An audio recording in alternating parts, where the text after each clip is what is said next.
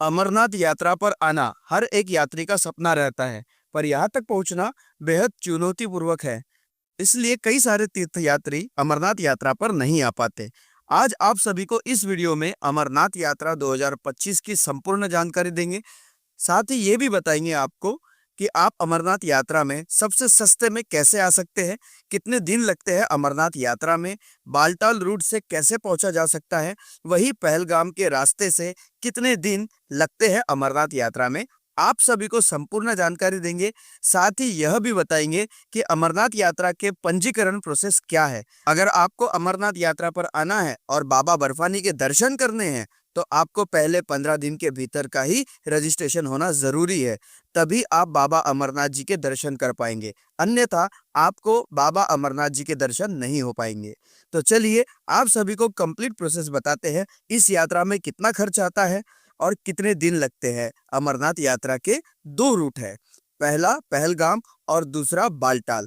बालटाल से यात्रा करने वाले खासकर वही यात्री होते हैं जो अपने समय को लेकर काफी चिंतित रहते हैं। वह बालटाल के रास्ते से यात्रा करते हैं। बालटाल का रास्ता छोटा जरूर है पर काफी दुर्गम पर्वतों से होकर जाता है। वही अगर हम पहलगाम के रास्ते की बात करें तो पहलगाम के रास्ते से 2 से 3 दिन तक का समय लगता है। पहलगाम से अमरनाथ की दूरी लगभग 48 किलोमीटर के करीब है। पहलगाम से चंदनवाड़ी 16 किलोमीटर के रास्ते पर आप गाड़ी से पहुंच सकते हैं। पहलगाम से चंदनवाड़ी पहुंचना 150 रुपए का किराया है और चंदनवाड़ी चेक पोस्ट पर आपको अपने RFID कार्ड चेक करवाने के बाद यात्रा पर प्रवेश दिया जाता है।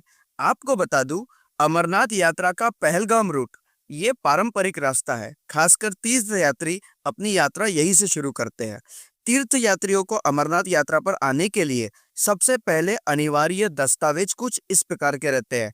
अमरनाथ यात्रा पर अगर आपको 2025 में आने का विचार कर रहे हैं तो सबसे पहले आपको अपना रजिस्ट्रेशन यानी कि पंजीकरण करवाना जरूरी रहेगा। रजिस्ट्रेशन करवाने के लिए आपको अपने नजदीकी बैंक शाखा या फिर हॉस्पिटल में जाना होगा। आपको किस बैंक की किस शाखा में जाना है यह भी श्राइन बोर्ड द्वारा तय किया जाता है। इन बैंक और शाखाओं की लिस्ट वेबसाइट पर अपडेट की जाती है। यहाँ से आप जानकारी प्राप्त करके संबंधित बैंक में जाकर आप अपना पंजीकरण यानी कि रजिस्ट्रेशन करवा सकते हैं। अब इस रजिस्ट्रेशन के लिए जरूरी होता है मेडिकल हेल्थ सर्टिफिकेट। बिना मेडिकल हेल्थ सर्टिफिकेट के आपका रजिस्ट्रेशन नहीं हो पाएगा। ऐसा नहीं है कि आप कहीं से भी हेल्थ सर्टिफिकेट बनवा सकते हैं। किस हॉस्पिटल से और कौन से डॉक्टर द्वारा आपका हेल्थ सर्टिफिकेट बनाया जाएगा यह भी अमरनाथ श्राइन बोर्ड द्वारा तय किया जाता है, जिसकी लिस्ट अमरनाथ श्राइन बोर्ड के वेबसाइट पर दिखाई जाती है। उसके अनुसार ही आपको अपने जिले के डॉक्टर से मिलकर आपको हेल्थ सर्टिफिकेट बनवाना है और अपना पंजीकरण भी करवा लेना है। यह हेल्थ सर्टिफिकेट ऑफलाइन और ऑनलाइन दोनों रजिस्ट्रेशन के लिए काम आएगा। रजिस्ट्रेशन करवाते समय एक बात का अवश्य ध्यान रखें, रजिस्ट्रेशन करवाते समय कोई भी गलतियां न करे। एक बार जिसका रजिस्ट्रेशन हो गया, एक बार जो आधार कार्ड नंबर रजिस्ट्रेशन के लिए यूज हो गया, उसका रजिस्ट्रेशन दोबारा नहीं होता। इसलिए रजिस्ट्रेशन करवाते समय किसी भी प्रकार की गलतियों को ना होने दें। और रजिस्ट्रेशन से रिलेटेड कोई भी अगर आपको दिक्कत है तो स्क्रीन पर दिख रहे नंबर पर कॉल कीजिए, इनके द्वारा आपका रजिस्ट्रेशन करवा दिया जाएगा। अप्रैल महीने से ऑनलाइन और ऑफलाइन दोनों रजिस्ट्रेशन स्टार्ट कर दिए जाते हैं। पहले ऑफलाइन रजिस्ट्रेशन शुरू होते हैं और उसके बाद ऑनलाइन रजिस्ट्रेशन शुरू किए जाते हैं। ऑफलाइन रजिस्ट्रेशन के लिए आप यस बैंक, SBI बैंक और पंजाब नेशनल बैंक की शाखा में जाकर ये रजिस्ट्रेशन करवा सकते हैं। यात्रा के लिए मेडिकल करवाते समय अस्थमा जैसे रोग, ब्लड ग्रुप और ऑक्सीजन की मात्रा में कमी या फिर ECG टेस्ट किए जाते हैं, जिससे आपका अमरनाथ यात्रा पर आने के लिए स्वस्थ पूरी तरह से ठीक होना चाहिए। इसके बाद ही आपको यात्रा परमिट ऑनलाइन या बैंक शाखाओं द्वारा दिया जाता है। अब यात्रा की बात करें तो सबसे पहले आपको भारत के विभिन्न बड़े शहरों से जम्मू तवी रेलवे स्टेशन पहुंचना होगा। हालांकि 2025 में एक नई रेल परियोजना के तहत जम्मू से कश्मीर घाटी के लिए भी रेल परियोजना जुड़ रही है।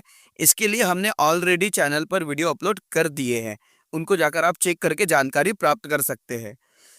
जम्मू तवी से भगवती नगर आपको जाना होता है। भगवती नगर यात्री बेस कैंप है और यात्री निवास भी है, जहां पर आपके लिए श्री अमरनाथ जी श्राइन बोर्ड द्वारा डोरमेट्री की सुविधा निशुल्क रखी गई है।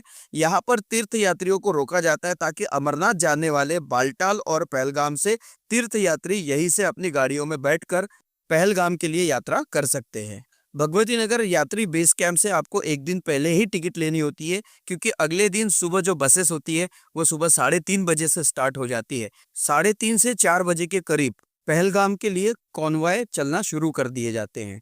इस कॉन्वॉय यानी कि जत्थे को कड़ी सुरक्षा के साथ ले जाया जाता है। जम्मू से पहलगाम का जो सफर है वो 250 किलोमीटर का है। वही जम्मू से बालटाल का जो सफर है वह 350 किलोमीटर का है। यात्री पहले दिन जम्मू से पहलगाम पहुंचेंगे, दूसरे दिन पहलगाम से बेस कैंप पर पहुंचेंगे। बीच रास्ते में अगर यात्री बारिश में फंस जाता है तो रामवन और चंद्रकोर में निशुल्क डॉर्मेट्री की सुविधा रखी गई है। पहलगाम में दूसरे दिन रुकने के बाद यहाँ से आपके RFID कार्ड चेक होने के बाद आपको बेस कैंप में प्रवेश दिया जाता है। ध्यान दें कि बेस कैंप पर ही आपका RFID कार्ड बनता है। RFID कार्ड आपके तभी बनते हैं जब आपके पास वैलिड रजिस्ट्रेशन परमिट हो। रजिस्ट्रेशन परमिट KYC के थ्रू होता है। अगर आप बैंक शाखाओं से करवा रहे हो, अगर आप ऑनलाइन करवाया है तो आपका रजिस्ट्रेशन KYC बेस कैंप पर हो जाएगा।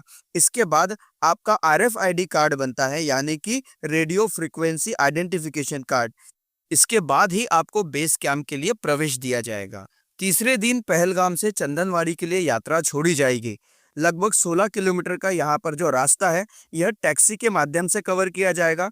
150 रुपये प्रति यात्री के हिसाब से यहाँ पर चार्ज किया जाएगा। इसके बाद आप चंदनवाड़ी चेक पोस्ट पर पहुंच जाएंगे। यहाँ पर आपके डॉक्यूमेंट, यात्रा परमिट, RFID कार्ड चेक होने के बाद ही आपको यात्रा पर प्रवेश दिया जाएगा। आपको बता दूं, यहाँ से लगभग 12 किलोमीटर आगे चलने के बाद पहला दिन शेषनाग पहुंचेंगे। अगर आप 2 से 1 बजे के पहले यहाँ से क्रॉस हो रहे हैं तो आपको आगे दूसरे बेस कैंप पंजतरणी के लिए प्रवेश मिलेगा, अन्यथा आपको शेषनाग में ही रुकना पड़ेगा। शेषनाग में भी रुकने की, खाने पीने की सारी सुविधाएं निशुल्क उपलब्ध है। आपको किसी भी चिंता की कोई जरूरत नहीं है। अब अगले दिन आप शेषनाग से पंजतरणी की ओर आगे बढ़ेंगे। शेषनाग से पंजतरणी की दूरी लगभग 14 किलोमीटर के करीब है। इस 14 किलोमीटर के रास्ते को आप अगर एक दिन में कवर करते तो ठीक है, अन्यथा आपको पंजतरणी में चौथे दिन रुकना होगा। अब पंजतरणी से पवित्र गुफा की दूरी 6 किलोमीटर की है, जो पंजतरणी से आप अगले दिन यात्रा शुरू करेंगे 6 किलोमीटर की और पवित्र गुफा के दर्शन करेंगे बाबा अमरनाथ जी के। अगर टाइम ड्यूरेशन की बात करें तो जम्मू तवी से यहाँ तक आने के लिए 5 दिन लगते हैं। वही अगर पहलगाम से अगर देखें तो पहलगाम से यहाँ तक आने के लिए 3 दिन का समय लगता है। और अगर बालटाल वाले रास्ते की बात करें तो बालटाल के रास्ते से आप एक ही दिन में पवित्र गुफा तक आ जाएंगे। परंतु बालटाल का रास्ता काफी दुर्गम पर्वतों से भरा हुआ है, बहुत कठिन रास्ता है, तो इसे पार करना इतना आसान नहीं है, काफी थकाने वाला रास्ता है ये। इसके बाद पंजतरणी में एक रात रुककर आप अगले दिन वापस भी हो सकते हैं बालटाल वाले रास्ते से। अब सभी जगह रुकने के लिए निशुल्क सुविधा तो है, पर यह निशुल्क सुविधा भी लिमिटेड है। अगर निशुल्क सुविधाएं खत्म हो जाती है तो उसके बाद पेड सुविधाएं भी उपलब्ध है, जिसमें आपको 500 से 600 रुपए प्रति व्यक्ति के हिसाब से टेंट में आपको रुकने के लिए सुविधा मिल जाती है। अब बात करें पवित्र गुफा के पास रहने की, तो 2022 के पहले तक पवित्र गुफा के पास रहने की सुविधाएं उपलब्ध थी। 2022 में भयानक भूस्खलन और बादल फटने की वजह से काफी नुकसान हुआ था, जिसके तहत 2022 के बाद से यहाँ पर रुकने की सुविधाएं बंद करा दी गई है। तब से यहाँ पर ना ही किसी को टेंट लगाने की अनुमति है और ना ही आपको कोई प्रसाद की दुकानें यहाँ पर मिलने वाली है। किसी भी प्रकार की रुकने की व्यवस्था यहाँ पर नहीं है। अब बात करें पवित्र गुफा में दर्शन की, तो यहाँ पर लॉकर रूम की पूरी सुविधा रहती है। यहाँ पर आप अपना सामान लॉकर में रखकर अमरनाथ गुफा में दर्शन के लिए जा सकते हैं। अब आप बाबा अमरनाथ जी के दर्शन कीजिए। दर्शन करने के बाद आसपास का जो परिसर है घूमिए, वादियों का आनंद लीजिए। अगर आपको एक दिन एक्स्ट्रा स्टे करना है तो आप वापस 6 किलोमीटर पीछे पंजतरणी में जाइए, वहां पर आप रुकिए, आसपास के प्रकृति का आनंद लीजिए और फिर आप अगले दिन वापस बालटाल वाले मार्ग से नीचे आ सकते हैं, या फिर आप बिना स्टे किए सीधा नीचे भी आ सकते हैं। इस यात्रा पर आने के लिए मैं आपको सजेस्ट करूंगा, आप आते समय पहलगाम वाला मार्ग चुने और जाते समय बालटाल वाला। और एक बात, ये दोनों जो जगह है पहलगाम और बालटाल, ये दोनों एक दूसरे से लगभग 250 किलोमीटर की दूरी पर है। तो इसलिए आप अगर कोई अपना सामान साथ में लेकर आ रहे हैं तो आप जम्मू तवी में ही लॉकर रूम ले लीजिए, क्योंकि कॉमन रूट जो है वो जम्मू तवी है। एक बार आप बालटाल से नीचे उतर गए तो वापस पहलगाम आप नहीं आ पाएंगे। बहुत लंबा सफर आपको तय करना पड़ेगा, 2 से 3 दिन आपके बर्बाद हो जाएंगे। इसलिए लॉकर रूम जम्मू तवी में ही ले या यात्री बेस कैंप में ले, वहां पर अपना सामान रखे और अपने जरूरत का एक छोटा बैग लेकर आगे की यात्रा शुरू करें। और उसके बाद बालटाल से नीचे उतरकर वापस अपना सामान जम्मू तवी से कलेक्ट कर आप अपने शहर वापस लौट जाए। या फिर आपने अगर पहलगाम में अपना सामान रखा है, पहलगाम में लॉकर सर्विस ली है, तो आपको नीचे भी पहलगाम वाले मार्ग से ही उतरना पड़ेगा। अब अमरनाथ यात्रा में आने वाले खर्च की बात करें तो दिल्ली जैसे बड़े शहर से मात्र 4 से 5 हजार में आप इस यात्रा को पूरा कर सकते हैं। यहाँ पर आने के लिए आपको जो किराया लगने वाला है वो ट्रेन का और बस का लगने वाला है।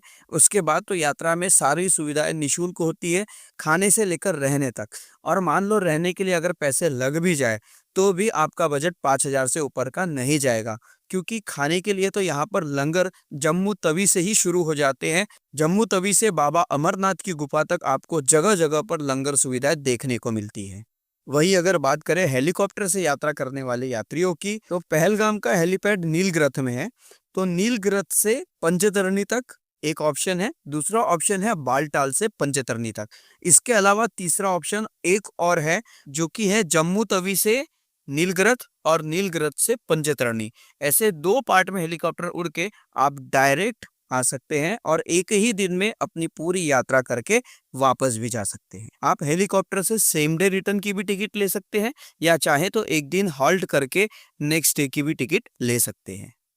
पर रुकने के लिए जो सुविधा है वो आपको पंचतरणी में ही करनी होगी।